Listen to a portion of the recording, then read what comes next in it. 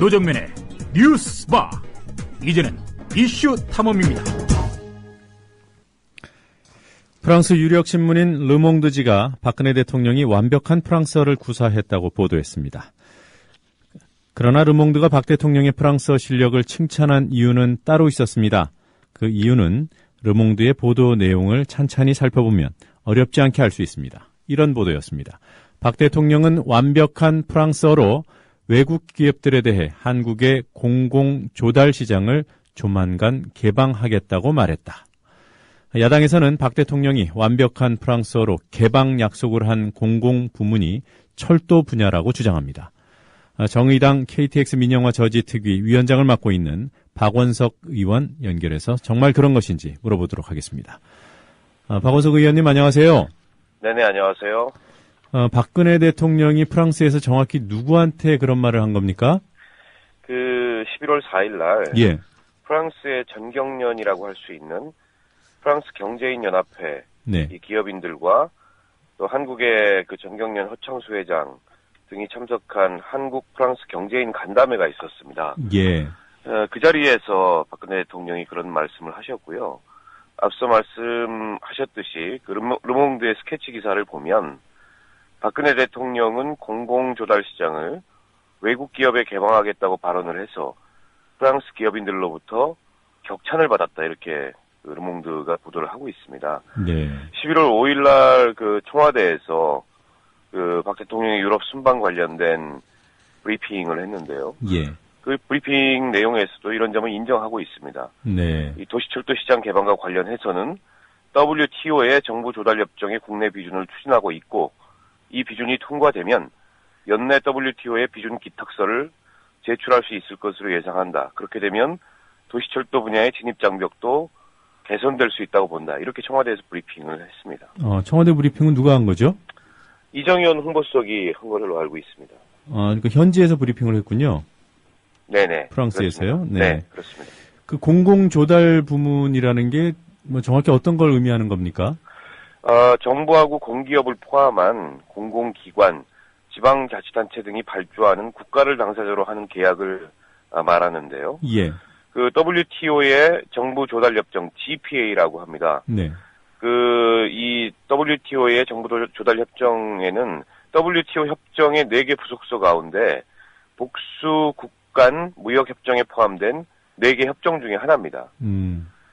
여기에는 지금 많은 나라들이 참여하고 있는 것은 아닙니다. 총 27개국의 예. 가입국이 있고요. 지금 우리나라 같은 경우에는 1994년도 우루과이 라운드 최종안에 서명을 함으로써 예. GPA의 24번째 가입국이 됐습니다. 예. 그러니까 공공조달이라는 게 예를 들어서 정부가 공공사업을 할 때 거기에 필요한 물자를 사오는 거, 그걸 조달이라고 하는 그렇습니다. 거죠? 그걸 조달이라고 하는데 그걸 이제 외국에 개방하겠다는 것입니다. 예, 예를 들어서 고속전철을 사업을 하게 되면 프랑스 떼제베 같은 데서 전동차를 사온다, 이런 개념이죠? 그렇습니다. 네. 근데 그 청와대가 11월 5일, 그러니까 박 대통령의 발언이 있은 바로 다음 날 프랑스 네. 현지에서 브리핑을 할 때 그 도시철도라는 부분을 언급을 직접 했나요? 그렇습니다. 도시철도 분야의 진입장벽도 개선될 수 있다고 본다. 이렇게 분명하게 브리핑을 했습니다. 네. 그러면 지금 박 대통령이 얘기한 대로 개방이 이루어지게 되면 프랑스가 들어올 가능성이 커지는 건가요? 그렇습니다. 그 GPA 개정안에 11월 5일 날 브리핑만 한 것이 아니고 예. 국무회의를 열어서 이 GPA 개정안을 의결을 했습니다. 네. 굉장히 어떻게 보면 기습적이라고도 할 수 있는 그 박 대통령의 발언이 있자마자 즉각적으로 의결을 했는데요. 예.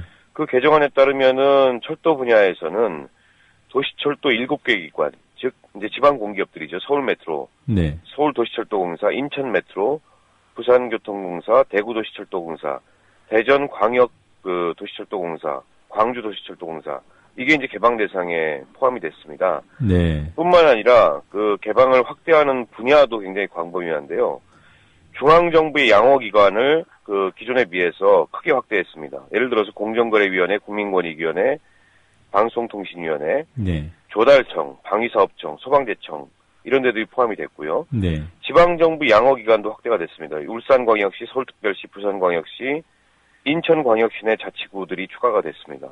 뿐만 아니라 공기업의 구매 상품에 그 양어도 확대됐고 서비스 양어도 개방이 됐고요. 공기업의 양어기관이 확대됐는데 여기에 이제 한국철도시설공단 내 철도시설 조달 분야들이 다 포함이 됐습니다. 그 양어기관이라는 게 뭐죠? 개방 대상 기관이라고 이해를 하시면 될 것 같습니다. 네. 그러면 뭐 도시철도뿐만 아니라 뭐 다른 부분으로까지 다 그 우려가 되는 상황이라는 말씀이신가요? 네, 그런데 도시철도 분야가 기간 산업으로서 네. 가장 규모가 크기 때문에 네. 현실적으로는 이 개방이 확대됨으로 인해서 가장 우려되는 우리 산업의 뭐랄까요? 우려는 이 도시철도에 집중이 된다고 할 수 있을 것 같습니다. 네. 그동안 수서발 KTX 민영화 우려가 쭉 제기돼 왔었는데 이 부분하고도 연관성이 있는 거로 보십니까? 그렇습니다. 지금 일단 철도 시장에 유럽의 프랑스의 특히 이제 알스톰이나 네. 독일의 지멘스 이런 회사들은 세계 철도 시장을 양분하고 있는 네. 그런 굉장한 회사들입니다. 그리고 서울 지하철 9호선의 운영사인 주식회사 서울 9호선 운영에는 프랑스 기업인 베올리아 트란스포르가 이미 80%의 지분을 보유하고 참여를 하고 있습니다. 예. 향후에 이 도시철도 분야에서 외국 자본의 참여 폭이 확대될 것이 예상이 되고요. 특히 정부는 지금까지는 부인을 하고 있습니다만 수서발 KTX 자회사를 네. 설립할 경우에 그 자회사는 철도공사가 아닙니다. 철도공사의 자회사가 되는 거죠. 예. 근데 철도공사의 자회사를 설립한 뒤에 외국 자본의 참여가 가능해질 그런 우려가 있습니다. 근데 조달이라는 것은 그러니까 필요한 물품을 사는 것이고요.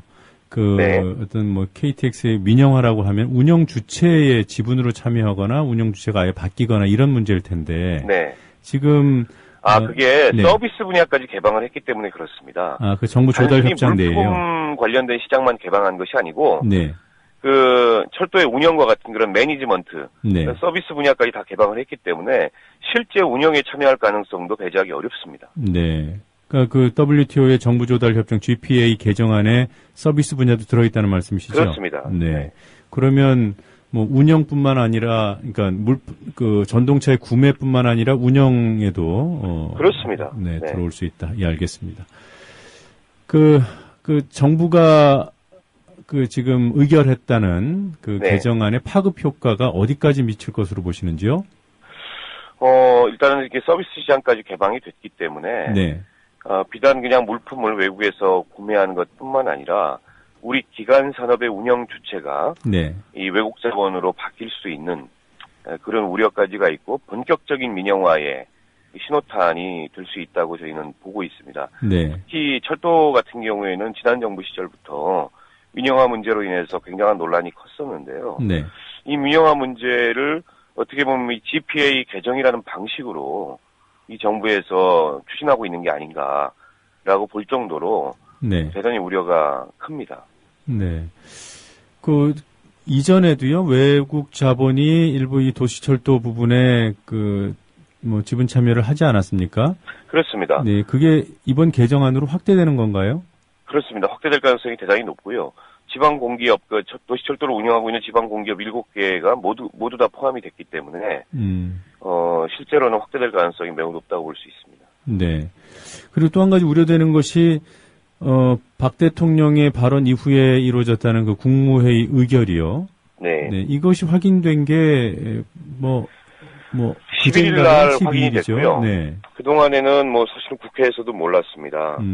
정부에서는 지금 정부와 공공기관의 조달에 관한 사항을 규정하고 있는 4개의 법률, 국가를 당사자로 하는 계약에 관한 법률, 지방자치단체를 당사자로 하는 계약에 관한 법률, 공공기관 운영에 관한 법률, 사회기반 시설에 대한 민간투자법. 예.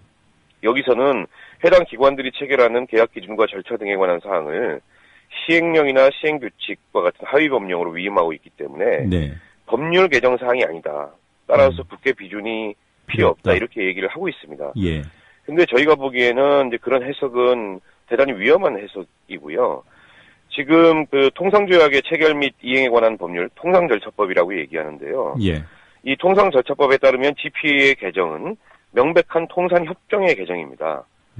그 통상절차법 6조에 보면 그 산업통상자원부 장관은 통상조약의 체결계획의 수립 보고를 의무화하고 있고요. 예. 9조에서는 통상조약 체결의 경제적 타당성을 검토하도록 되어 있습니다.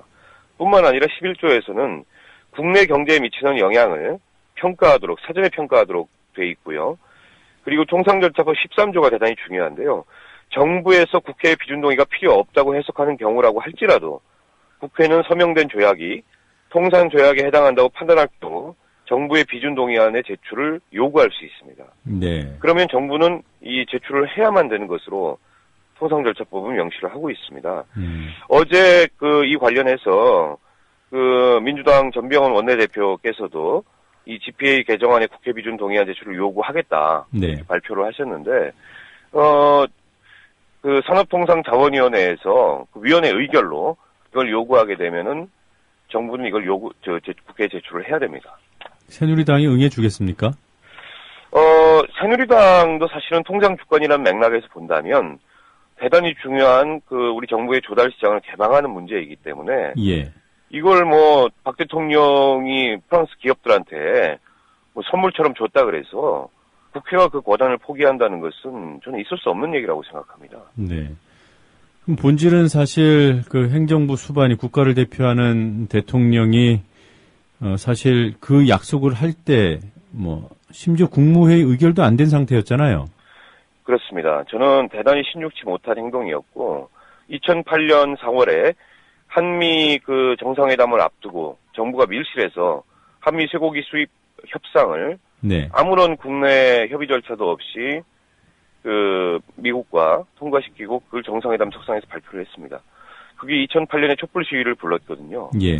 저는 그 상황과 매우 유사한 그런 상황이 지금 벌어지고 있다고 생각합니다. 국회와 혹은 우리 국민들과 아무런 사전에 공감대 내지는 협의 없이 일방적으로 대통령이 정상회담 앞두고서 그 정상회담 기간 중에 외국의 국비방문 기간 중에 그것도 프랑스 기업인들을 상대로 예. 우리 정부가 조달 시장을 개방하겠다. 이렇게 얘기해놓고 마치 그 말을 기다렸다는 듯이 국무회에서 이걸 의결한 것은 저는 있을 수 없는 일이라고 생각합니다. 네. 우리 헌법은 국회 입법사항에 관한 조약의 체결 비준에 관한 동의권은 국회가 갖는다 이렇게 명시를 하고 있어요. 네.